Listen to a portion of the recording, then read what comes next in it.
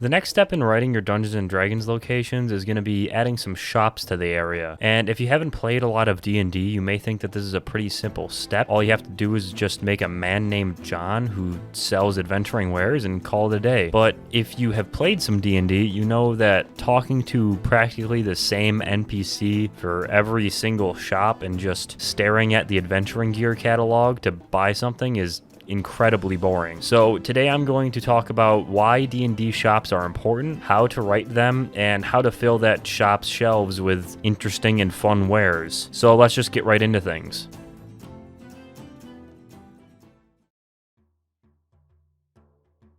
So before we get into why shops are important, let me just say that I define any situation where the party is exchanging their money for a good or service is a shop. So this doesn't only mean the local blacksmith, but also the tavern and the back alley alchemist under the tavern. At any point where the party is going somewhere to buy something, they are entering a shop. And making shops something more interesting than just a Western general store is the first step to making a unique shop. And unique shops are extremely important for your world. If you want your players to treat your world with respect and feel immersed while playing, every shop should be different and distinct from the last. If the blacksmith in one town is a dwarven master who only makes ornate dress armor and weapons, and the blacksmith in the next town over is a group of kobolds that scavenge the local dungeon for scraps left behind by dead adventurers and then repurpose those scraps as new armor, your players are going to have a whole new appreciation for your world and its layers of flavor. Even though both blacksmiths sell full plate armor, the style and the way your players will feel about their plate armor will be incredibly beneficial for roleplay, which is the second reason to have interesting shops in your worlds. After a big adventure, your players are going to want to buy new gear and level themselves, customizing their characters. And that could be done by looking at the book and buying new weapons and armor like that. Or it could be done through a unique roleplay scenario with an original shop owner that keeps the roleplay interesting and the game at its peak. Shops are how your players interpret the everyday aspects of your D&D world. That is their connection with the day-to-day of whatever the location they are in. So make your shops unique to your world and add flavor and roleplay to what is essentially a monotonous aspect of your D&D games.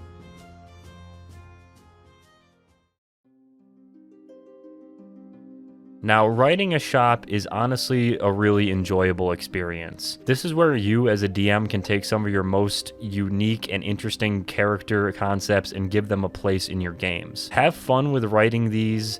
The goal here is giving each shop a unique quality and using that to cement the tone of the location that the players are presently in. So this would be a great time to refer back to the general descriptions of the area we wrote earlier and use that to help come up with ideas for shops and shopkeepers in the area. It is also important to remember that the scope of not only your location, but also your world should be taken into account when deciding exactly how many and what kind of shops you want to write into your location.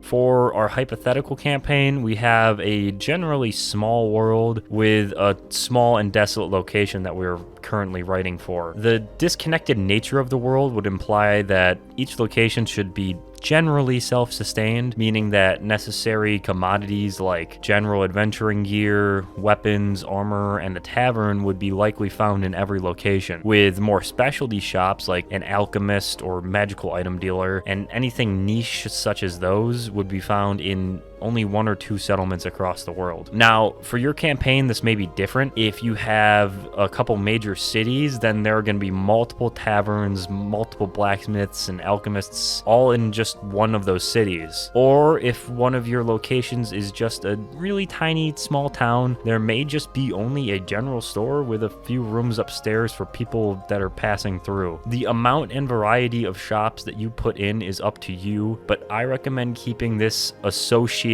with the scope of your location and of your world.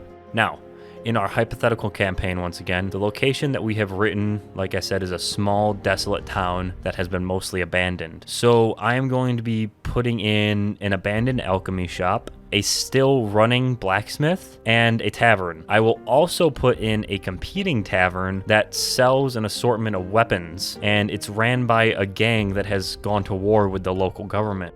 This competing tavern, I'll give you as an example and write it for you. It's going to be called Rough Riders, and it has a pretty open concept. It is centered in what used to be the town square, and the center of the bar is the old fountain that used to have water in it, but is now filled to the brim with an assortment of different beers, wines, and whiskeys, all mixed together, sloshing around in the fountain. It has a sign hung from it that reads, "Fountain of Fun, 2 gold pieces a cup." All throughout the tavern is what seems to be a gang of ruffians that all showboat a similar style of studded black leather outfits. The whole area is fenced in what is a makeshift wall of wooden spikes, and a bouncer stands out front. Any non-gang members must give up their weapons and pay 10 gold pieces to enter. Next to the entrance is a weapon and armor shop called Poor Souls, where a pudgy halfling drunk off the fun fountain sells what looks to be military type gear. Every hour on the hour in this bar, there seems to be what is a bit of a competition between 2 volunteers in the bar, where they both must fastly drink a cup from the Fountain of Fun and proceed to wrestle. The winner receives free drinks for the next hour, and this event is often bet upon. And much like this, you must paint a pretty vivid picture of your shops to further help you in your writing process.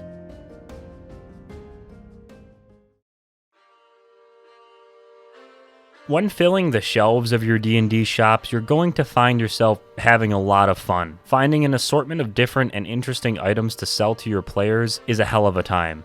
And it is important to remember to keep these items specific to the shop that they're being sold at. Stock your shops with more than what was just written into the Dungeon Master's Guide and the Player's Handbook. Some shops may sell goods with interesting twists and bonus utilities for an extra price. Like I said, have fun with it and flavor these items to the shop that you have written. And don't be afraid to put ridiculously expensive, over-leveled items for your party to peruse. I actually encourage this. Dangling shiny objects in front of your party that they cannot get yet will make them thirsty for gold and will sink this shop into their minds, leaving them looking for their next opportunity to return and buy said shiny object. So when stocking Poor Souls, we'll put an overstock of the traditional guard wear, which would be chain armor, spears, and short swords, giving all of those items a 20% off sale. Then, all other weapons and armor that would be believable to find on a local guard or low-level adventurer, we will set at about 20% over the normal price. And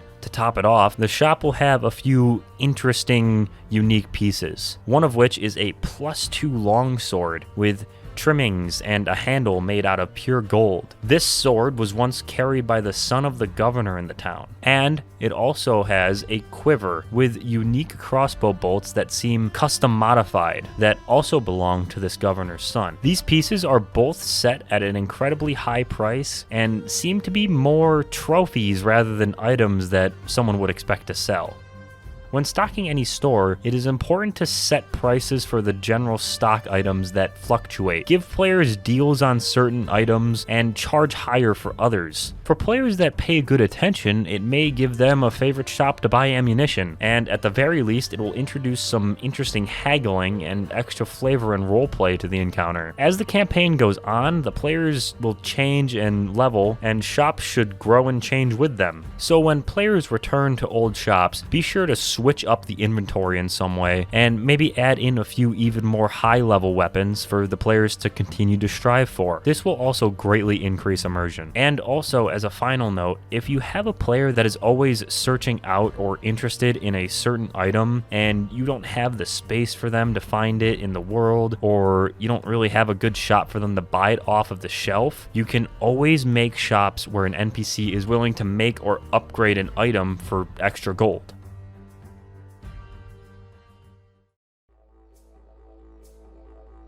Thank you for watching another tips and tutorials, and also thank you for 100 subscribers. I am absolutely delighted with the way that the channel is growing, and I hope to see it grow more as time goes on. My goal here is to help anyone and everyone who needs it with writing their D&D games, so I am not going anywhere, so be sure to subscribe and watch my other videos, and be sure to share the videos with other people that you know who play D&D. I would like to help everybody. And if you have any questions or ideas for videos that you would like me to make, put them in the comments.